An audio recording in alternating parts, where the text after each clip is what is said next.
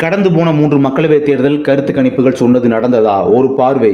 கடந்த 2 மாதங்களுக்கு மேலாக நடைபெற்ற மக்களவைத் தேர்தலானது இன்றுடன் முடிவுக்கு வருகிறது.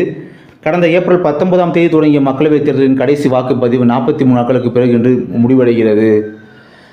அதாவது கடந்த 2 தேர்தல்களில் பாஜகவின் ஆதிக்கத்தை பற்றி பார்க்கலாம்.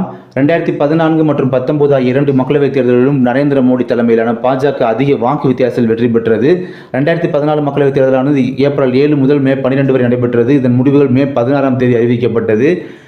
அதேபோல் 2019 நடைபெற்றது, அறிவிக்கப்பட்டது தேர்தல் முடிவுகள் எல்லாம். அதெல்லாம் ஒருபுறம் இருந்தாலும் மோடி அலை 2019 அதாவது பாஜக தலைமையிலான தேசிய ஜனநாயக கூட்டணி 283 இடங்களையும், காங்கிரஸ் தலைமையிலான ஐக்கிய முற்போக்கு கூட்டணி 105 இடங்களையும் பெறும் என்று 8 கருத்து கணிப்புகள் கணித்திருந்தன. அந்த ஆண்டு மோடி தலைமையிலான பாஜக அனைவரின் கணிப்புகளையும் பொய்யாக்கி பாஜக தேசிய ஜனநாயக கூட்டணி 336 இடங்களை வெற்றி அசத்தியது. அதே சமயம் காங்கிரஸ் ஐக்கிய முற்போக்கு கூட்டணி வெறும் 60 இடங்களை மட்டுமே பிடித்தது. இதில் பாஜக தனித்து 282 இடங்களிலும், காங்கிரஸ் 44 இடங்களிலும் வெற்றி பெற்றன. 2019 கருத்து கணிப்பு சொன்னது என்ன?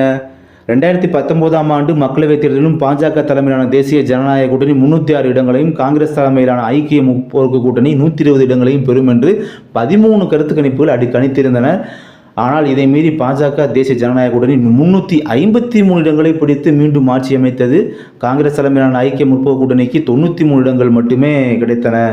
இதில் பாஜக 303 இடங்களிலும், காங்கிரஸ் 52 இடங்களிலும் தனித்து வெற்றி பெற்றன. 2009ஆம் ஆண்டு நடந்தது என்ன? அப்போ பார்த்தீங்கன்னா உங்களுக்கு பார்த்தீங்கன்னா தேர்தலுக்கு பிந்தைய கருத்து கணிப்பு காங்கிரஸுக்கு கூட்டணிக்கு 195 இடமும், பாஜகவோட கூட்டணி கட்சிகளுக்கு 185 இடங்களும் கிடைக்கும் என கூறப்பட்டது. ஆனால் இந்த தேர்தலில் காங்கிரஸ் கூட்டணி தான் பார்த்தீங்கன்னா 262 இடங்கள்லையும், பாஜக கூட்டணி பார்த்தீங்கன்னா வெறும் 158 இடங்களையும் பார்த்தீங்கன்னா வெற்றி பெற்றது. இதில் காங்கிரஸ் மட்டும் 206 இடங்களிலும், பாஜக 116 இடங்களிலும் தனித்து வெற்றி பெற்றன. இதையடுத்து 7ஆம் மற்றும் இறுதிக்கட்ட தேர்தல் வாக்குப்பதிவு முடிந்த பின்னர் எந்த கட்சிக்கு சாதகமாக கருத்து கணிப்புகள் வெளியாகும் என்பதை பொறுத்திருந்துதான் பார்க்க வேண்டும்.